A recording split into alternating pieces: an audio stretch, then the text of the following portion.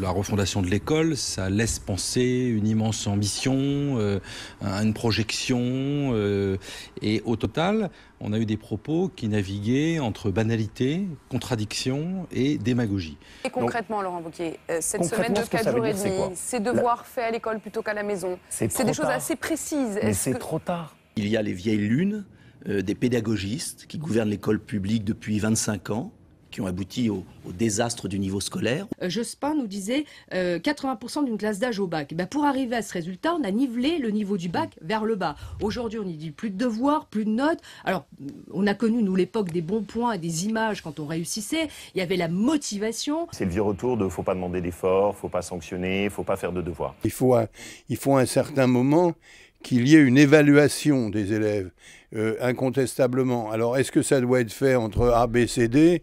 Est-ce que ça doit être fait avec des notes? À une certaine époque, de toute manière, s'ils ne savent pas lire, il faut bien leur dire « vous ne savez pas lire ». Donc, c'est un débat qui est un débat éternel. Je crois que tout ça est totalement homéopathique.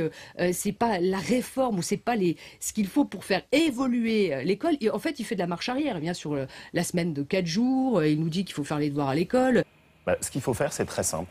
Concentrer au maximum les moyens sur les classes qui sont juste avant le CP et surtout le CP. Luc Ferry, autre ex-ministre de l'Éducation nationale, dit que ce qu'il a entendu hier, c'est plutôt très bien. Écoutez, c'est l'avis de Luc Ferry.